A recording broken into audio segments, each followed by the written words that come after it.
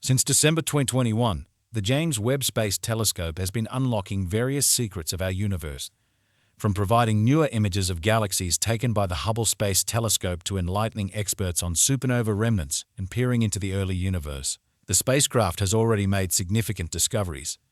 In its latest observation, the powerful Webb telescope has just captured a new deep field view of the universe, offering a glimpse into some of the farthest reaches of space.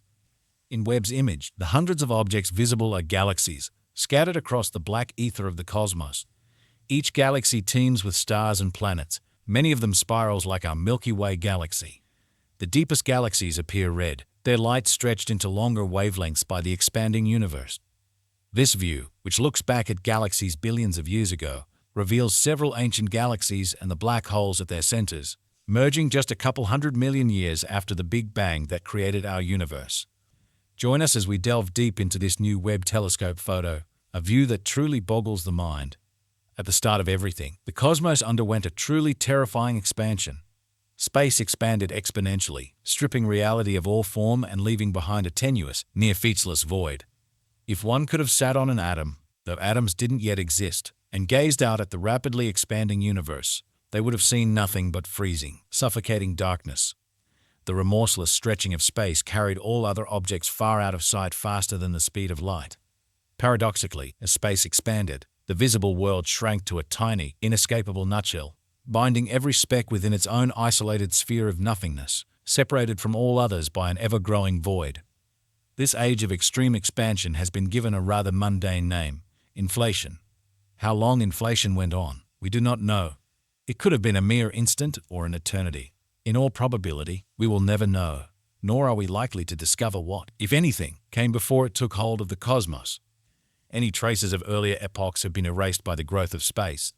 However, we do know that at some point, inflation ended, and as it did, the universe roared into being. As the force that drove inflation dwindled, it birthed innumerable particles, filling the gasping void with a searing subatomic fire, the primordial plasma from which all objects in the cosmos would later form.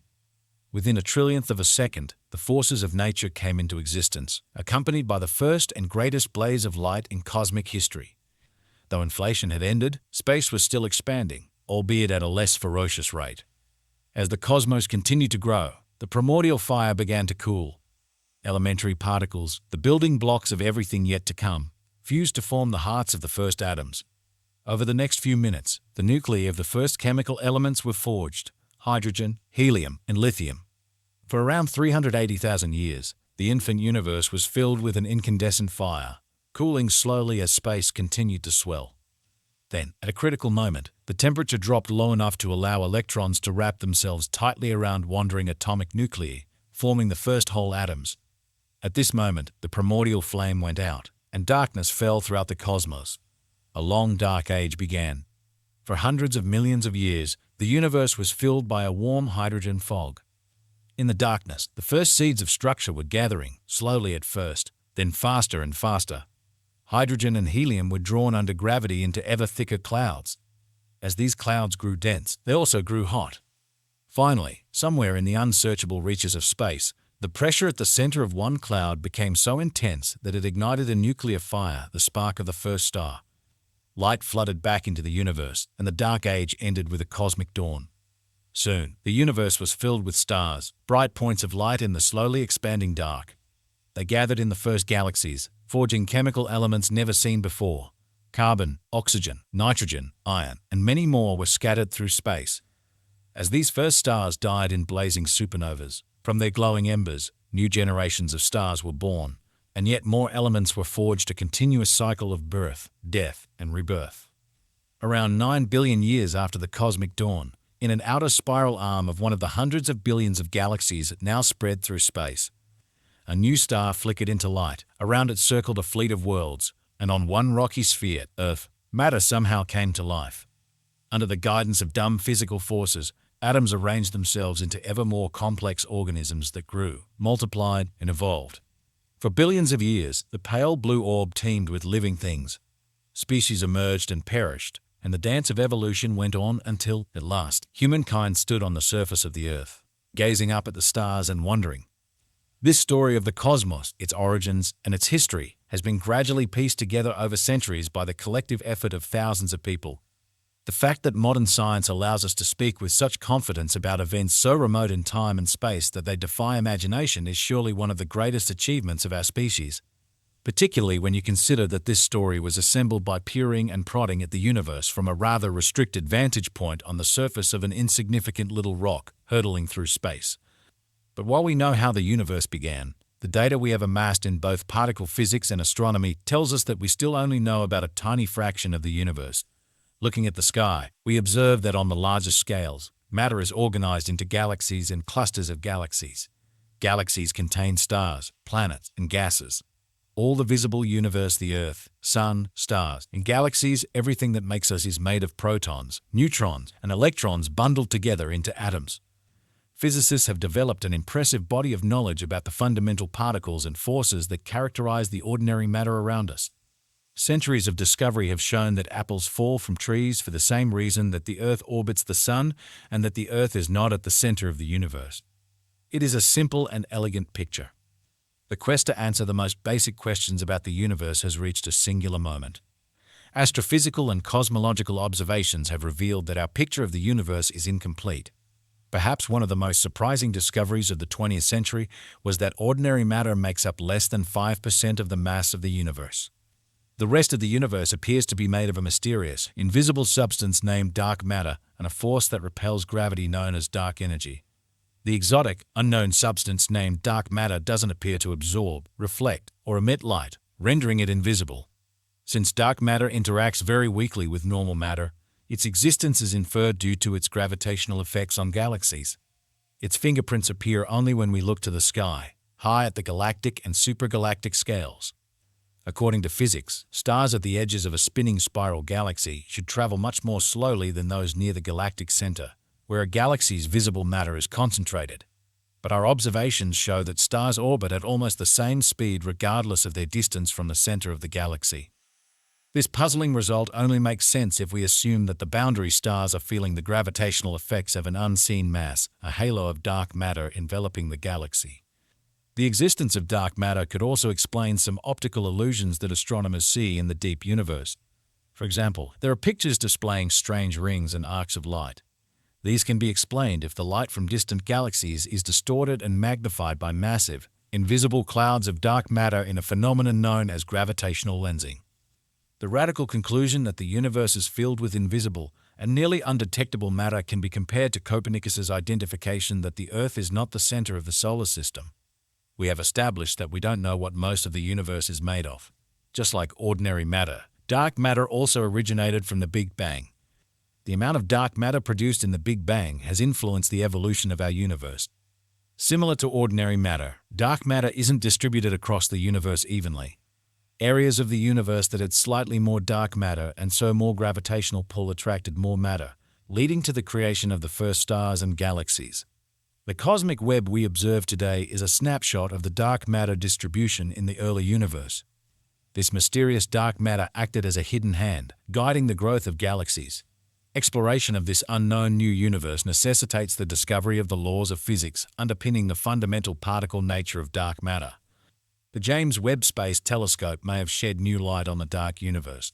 Some of the telescope's recent pictures have turned up 3 potential dark stars once powered by dark matter, the invisible stuff that makes up most of the matter in the universe. Scientists first proposed the existence of dark stars in 2007, based on an idea from a team led by Catherine Fries, a cosmologist at the University of Texas at Austin. According to Fries, if dark stars exist, they would be very peculiar. Unlike the Sun and other normal stars that make light and heat by smashing hydrogen atoms together under immense pressure, dark matter would power dark stars. Scientists aren't precisely sure what dark matter is or how it works, but they know it exists because its gravity tugs on visible matter such as galaxies. Dark stars can't form today because there's not enough dark matter around, but these celestial bodies might have formed in the infant universe, perhaps a few 100 million years after the Big Bang. Dark stars would have formed from clouds of hydrogen, helium, and nearby dark matter particles. As these particles got closer, they would start annihilating each other, producing heat that would prevent the cloud from collapsing completely to form a normal star. Since dark stars wouldn't compress into tight balls of gas like normal stars, they could grow to huge sizes. They might be up to 10 times as wide as the Earth's orbit around the Sun, and the biggest dark stars could be millions of times as massive as the Sun. They might even be billions of times as bright as an entire galaxy, potentially bright enough to be spotted by the James Webb Space Telescope. Catherine Fries and her colleagues searched the catalogue of objects that James Webb has identified as being from the early universe, or from nearly 14 billion years ago. They found adequate data about electromagnetic emissions for only 9 of those objects. Of those 9, 3 were a good match to what a dark star would look like, known as Jade's GSZ 130, Jade's GSZ 120, and Jade's GSZ 10. These objects had high red shifts, meaning they emitted light skewed toward the red side of the electromagnetic spectrum, which is a sign of old and distant objects. The light was also possibly from a single-point source, such as a star, rather than a fuzzy galaxy. Detecting these dark stars would provide new evidence that dark matter exists and could also hint at how this mysterious substance works. Knowing that dark matter could annihilate itself would be a significant discovery. Dark stars might also help explain the origins of supermassive black holes, which sit at the center of many galaxies. Smaller black holes can form when giant stars die and collapse, but scientists aren't sure how supermassive ones form, much less get so big. Dark stars could provide one answer. Once all the dark matter inside a dark star has annihilated itself, the remaining cloud of hydrogen and helium would collapse, creating a huge black hole. These giants might later merge over time into supermassive black holes. In short, our journey into the cosmic dawn continues with the James Webb Space Telescope as our guide. With each discovery, we move closer to unveiling the secrets of the early universe and gaining a deeper understanding of the forces that shaped the cosmos. The high redshift galaxies observed by the James Webb serve as time machines, allowing us to peer into the past and draw nearer to the enigmatic origins of our universe. The cosmos unfolds its mysteries, and we, as explorers of the unknown, stand at the precipice of discovery. A piece of good news: scientists, using a NASA space telescope, have discovered a tantalizing world. It's about the size of Earth, sits remarkably close to our solar system, and could be comfortable for life as we know it. The extrasolar planet, or exoplanet, named GISA 12b, orbits a small and cool red dwarf star located just around 40 light-years from Earth in the constellation Pisces. The exoplanet, which the team found with NASA's Transiting Exoplanet Survey satellite TESS, is estimated to have a width around 1 times that of Earth, making it similar in size to both our planet and Venus, often called our solar system's twin. GISA 12b orbits its star, GISA 12, so closely that its year lasts just 12 Earth days. However, because the red dwarf GISA 12 is just around a quarter of the size of the Sun, it is also much cooler. This means that even though GISA 12b is at a distance from its red dwarf parent equivalent to just 7% of the distance between the Sun and Earth, it still is in its planetary system's habitable zone, also known as the Goldilocks zone. The habitable zone is the region around a star that is neither too hot nor too cold for planets to host liquid water, a vital ingredient for life as we know it. However, importantly, the two teams behind the discovery of GISA 12b can't yet say for sure if it has an atmosphere. It therefore remains unclear if the world could be habitable. But the researchers have some cautious optimism. University College of London scientist Lisa Palla, who co-led the research with University of Southern Queensland astrophysicist Shishir Dakia, said, "The majorly interesting thing is that this is a planet that's really nearby. In fact, it's one of the closest transiting planets to Earth. It's either in the habitable zone of its star, or it is right on the edge of it, so it could be habitable." Scientists spotted GISA 12b as it crossed or transited the face of its parent red dwarf star. These transits cause tiny dips in light that TESS is adept at spotting. Palla added, "When the team went into this project, they didn't know what the orbital period or the size of the planet would be for sure. To find it to be such a similar size to Earth was kind of a lovely surprise. So that was a really nice thing to be able to nail down. But I think especially knowing that in terms of habitability, it could lie between Earth and Venus is really exciting. GISA 12b receives around 85% of the radiation that Venus gets from the Sun, but is thought to have a much cooler surface temperature of 107 F42 C compared to Venus's surface temperature of 867 F464 C. Though Earth and Venus are both in the Sun's habitable zone, one can support life and has a favorable atmosphere, while the other is an inhospitable hellscape with temperatures hot enough to melt lead. Studying GISA 12b could help us understand why this is the case. In the words of Palathorpe, GISA 12b could teach us a lot about how our own solar system has developed as well. The team will now investigate whether GISA 12b has an atmosphere, but early indications are that if it does, that atmosphere would be relatively thin, perhaps surprisingly. However, the lack of a thick atmosphere is good news for the planet's habitability prospects. As Pala's fellow UCL researcher Vincent Van Eilen said, "We know some planets have very thick atmospheres of hydrogen that cover the entire planet. This very thick gas layer is actually bad news for habitability. Usually, these planets are 2 or 3 times the size of Earth.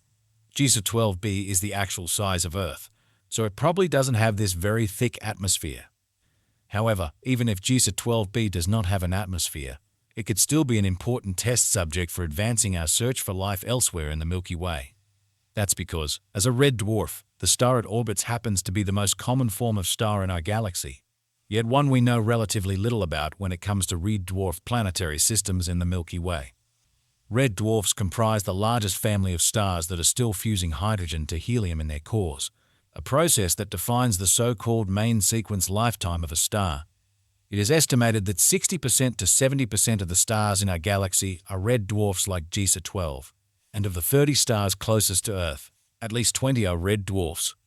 It's interesting to know about planets around small stars and what they might be like, and whether such planets could have life," Van Eilen added. Officially known as K-type or M-type stars, red dwarfs have between 75% and 50% of the mass of the Sun. This low mass relative to the Sun means such stars burn at a lower temperature, reaching only 3,500 C compared to the 5,500 C temperature of our star. For instance, GISA 12 has a surface temperature around 60% that of the Sun. This lower temperature means that dimly shining red dwarfs can exist as main sequence stars for much longer than moderately massive stars like the Sun can. And although the Sun is expected to live for around 10 billion years, red dwarfs are predicted to have lifetimes tens or even hundreds of times this period. Sometimes that figure can extend to trillions of years. What this means is life would have more time to develop on planets orbiting red dwarfs than it would on planets around larger main sequence stars. But it isn't all good news for the prospects of life on red dwarf orbiting exoplanets. Though they are cooler than the Sun in their stellar adulthood, red dwarfs are believed to be much wilder than our star. This class of star is believed to be highly magnetically active, blasting out frequent and powerful flares of high-energy light in the form of X-rays. These X-rays can violently strip the atmosphere of a planet close to a red dwarf. Additionally, recent research has suggested that even red dwarfs that remain placid for many years can suddenly erupt with superflares 100 to 1,000 times more powerful than the Sun's solar flares. These eruptions are more common in the youth of this stellar class and are also capable of stripping atmospheres and boiling away liquid water, even in habitable zones. At the moment, though both teams involved in the discovery of GISA 12b think the red dwarf in orbit is relatively calm, which could be good news for the exoplanet's chance of possessing an atmosphere. The fact that red dwarfs are cooler than stars like the Sun, and thus their habitable zones are closer to the stars, actually makes detecting exoplanets around them a little easier for TESS and its transit method of planet hunting. As Pala said, "We have biases towards detecting planets that are close to their host stars, essentially just because they transit more often. When we find planets orbiting red dwarfs because they're smaller stars, the dimming of the transit is bigger. Because red dwarfs are slightly cooler, the habitable zone lies closer to the star than it would for our kind of Sun, which means we're more likely to detect planets in the habitable zone with TESS. The team will have to turn to other instruments than TESS to investigate this planet further. They will also switch to a different method of exoplanet detection to better define the characteristics of GISA 12b. One is called the radial velocity method, which utilizes the tiny wobbles planets cause in the motion of their stars as they gravitationally tug on those stars. Scientists are already actively doing that as part of the high-accuracy radial velocity planet searcher for the Northern Hemisphere team, which is a radial velocity telescope. Then they've also got another proposal accepted with the European Organization for Astronomical Research in the Southern Hemisphere, which is another radial velocity telescope. So hopefully, from the radial velocity observations, scientists will do this in addition. Pala and Van Eilen also hope to be granted time with the James Webb Space Telescope to further investigate the planet's atmosphere. This is possible because as GISA 12b transits the face of its star, Light passing through its atmosphere will carry the characteristic fingerprints of elements in the atmosphere. This process is called transmission spectroscopy, and JISA 12b is only one of a handful of temperate Earth-like worlds that are close enough to be examined in this way. The Webb Telescope is currently conducting a similar investigation for the 7 Earth-like planets of the TRAPPIST-1 system, located around 40 light-years away. These planets resemble JISA 12b in that not only are many of them in the habitable zone of their star, but that star is also a small and cool red dwarf. When it comes to the possibility of JISA 12b hosting life, the two scientists are extremely cautious. After all, it is early days for both our understanding of this world and methods that would be capable of detecting signs of life in an exoplanet atmosphere, even one so relatively close as JISA 12b. As Pala concluded, I think JISA 12b will teach us a lot about life, but we can't say anything for certain. I think it's very exciting, and we should definitely look forward to more research coming out about JISA 12b. It's not a bad place to start on a hunt for life. That's all the information that we have for you today. And don't forget to give us a thumbs up if you enjoyed today's episode, subscribe if you haven't already, and hit the bell so you never miss out on future episodes. And be sure to also tell us what you think about today's content. Everyone's support motivates us to continue delivering quality content and to always improve. As always, thanks for watching, and we will see you next time.